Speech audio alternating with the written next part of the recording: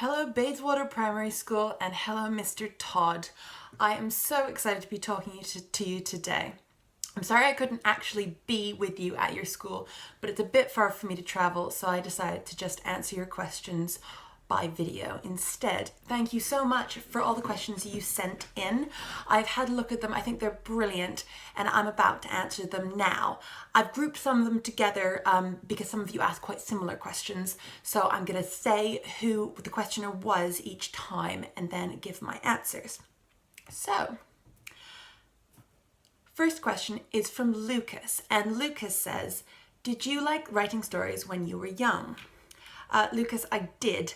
I liked writing stories all the way through my childhood. I was writing stories probably before I could even write. I was making them up and I was telling them to my parents and to my friends and to anyone who would listen. I was really obsessed. I always used to write down sort of the first couple of chapters of a story and then get bored and sort of go away. It took me quite a few years to learn to actually finish what I'd started. That was a big problem for me, I think, at first. Now, the next question is one that I think a lot of you asked. Isaac, Matilda, Anastasia, Thomas, and Elsie were all asking me what my inspiration for my book was. Why did I write murder mystery? Why did I write Murder Most Unladylike? Who and what was I thinking of when I did it? The first part of that answer, I think, was who inspired me to be a writer was my parents.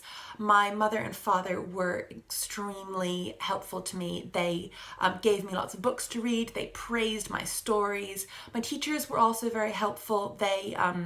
They talked to me, they listened to my ideas, and they gave me suggestions on how to improve each time. The next group of people who inspired me, I think, were writers. I loved reading books. You can tell behind me, I still love reading books. I read a whole lot and I felt so fascinated, so involved in the worlds and the characters that I was reading about, and I thought that I wanted to do the same myself. I wanted to write something that other people could read and feel sucked into the world of. And the third reason why I wrote Murder Most Unladylike was that I really loved, of all the books I read, my favourite kind of book to read was murder mysteries. And I started reading murder mysteries when I was about 11 or 12. I read an Agatha Christie called The Murder of Roger Ackroyd, and it really fascinated me, it really excited me, and I thought, I love reading these books so much, this is the kind of book that I want to write when I grow up. And I think finally, I was inspired to write Murder Most Unladylike as opposed to any other mystery novel. I decided to set my book in a boarding school because I really did go to boarding school when I was a kid. I went to Cheltenham Ladies College in England when I was 13, about the age that Hazel is when she turns up at Deepdean. So I sort of knew what I was talking about. I could think about that setting and imagine my real life, the place that I grew up, in a murder mystery. Next set of questions is about my favourite author, and Anastasia, Aidan and Lucy all asked who my favourite author is and why. And I think I have a lot of favourite authors, I have a lot of favourite books, but I think I'm going to tell you about my favourite mystery writer, who is obviously Agatha Christie. I think she's just the best at plotting, she's the best at characters, she's the best at sucking you in to her world and confusing you and shocking you and exciting you. I love all of her books, but I think my very favourite is Murder on the Orient Express, and that's why once you've finished Murder Most Unladylike, and if you hopefully read some of my other books, if you read the book First Class Murder, you'll see that that book is very much inspired by Agatha Christie's Murder on the Orient Express. Next question is Johnny and Lily have both asked me, why did I write a murder mystery series? Why did I create Murder Most Unladylike? And it is, as I said before, because murder mysteries fascinate me. Murder fascinates me. Not because I'm somebody who would want a murder to happen to me, not because I'm somebody who has had a murder happen to me, thank goodness, but because it is a terrible thing. There are lots of really terrible things in the world. And I'm somebody who wouldn't want a bad thing to happen, and so I want to understand why somebody else might commit a terrible crime. I don't think I would want to commit a crime, but I want to get into somebody's head, just sit there for a little bit and think about why maybe they would want to do it. And writing books and writing murder mysteries gives me the chance to do that in a very safe way, in a way that means that I don't have to really experience any crimes. Francia and Maddie have asked about my favourite book that I have written as opposed to my favourite book that I've read. And I think part of the answer is that First Class Murder is one of my favorites because it's set on the Orient Express. It's kind of based on, it's me thinking about one of my favorite books, for Murder on the Orient Express. But my other favorite book that I've written, I mean, it's really hard. I sort of love them all. I get so into the worlds of the books as I'm writing them. I just can imagine that I'm there with Hazel and Daisy. But I particularly loved writing Mistletoe and Murder, which is my newest book. It just came out last month, and it is my first Christmas book. It's set in Cambridge, and I loved writing that. I had such a great time with Hazel and Daisy and their friends George and Alexander. I think it's a very special book for me. Now, Maya asked a really interesting question, which is, could you relate to any scenes in Murder Most Unladylike? And Maya, nothing, as I've said before, nothing like that has ever happened to me. No actual murders have happened, which I'm very, very lucky about. But I did go to boarding school at Cheltenham Ladies College, and so a lot of things that happen to the girls in the book are things that they happen to my school friends. The friendships are the same.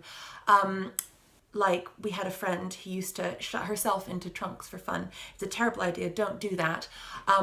But the bit where Hazel gets shut into a trunk as a prank was sort of me thinking about that strange friend of mine, the things she loved to do, and kind of thinking about what would happen if somebody made someone else do that instead of did it on their own. Also, I mean, my teachers were actually, a lot of them were very good. Probably like your teacher, nice people would never actually kill anyone. But I did realize something about teachers, which is that even the nicest teachers have secrets. They have things they don't want to tell you because you're their students and they're your teachers, and they're trying to be sort of the best version of themselves, the best, most sensible teacher version.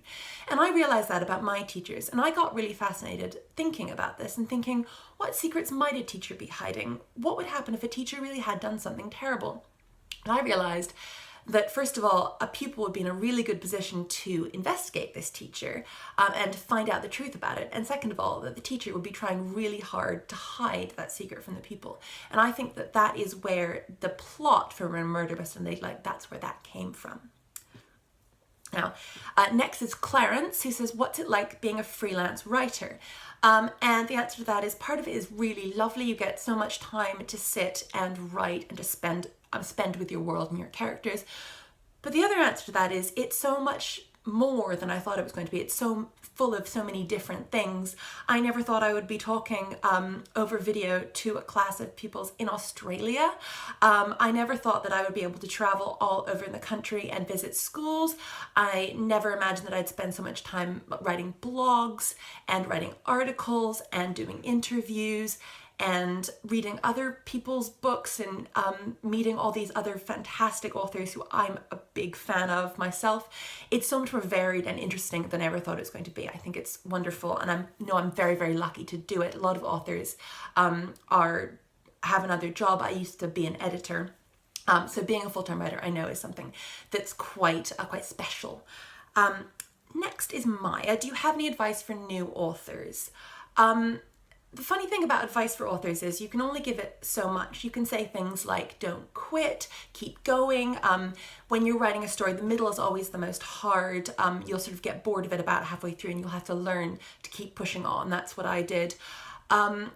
But there are some pieces of advice that I can't give you, like whether or not you should plan, whether or not how much of your story you should know. That's something that you have to work out for yourself. Every single author I've ever spoken to does planning, does character sheets, does everything in a slightly different way. I do a massive spreadsheet of my murder scenes, what happens on the night of each of my murders. And I do them on an Excel spreadsheet. And that's something that's unique to me. I don't think any other author does that. Some authors I've seen write out almost the whole book as a sort of short plan and then rewrite it. I'm somebody who I know where I'm going, which is Hazel and Daisy solving the crime. I know how it starts. I know that murder very, very carefully. I know who did it, and that never ever changes for me. But I don't really know how they get there, and that's what interests me as I'm writing the book. The middle bit is the bit that I'm working out as I'm going. So there are some things that I can't tell you, but the things that I can are read a lot.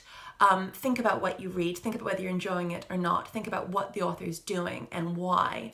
And then ultimately, think about what you've read, remember what you've liked, and write that. it took me years to realize that I was allowed to write murder mysteries, that the thing I enjoyed the most could be the thing that I actually wrote. And that was a moment when I realized that was when I think I really became the writer I am today.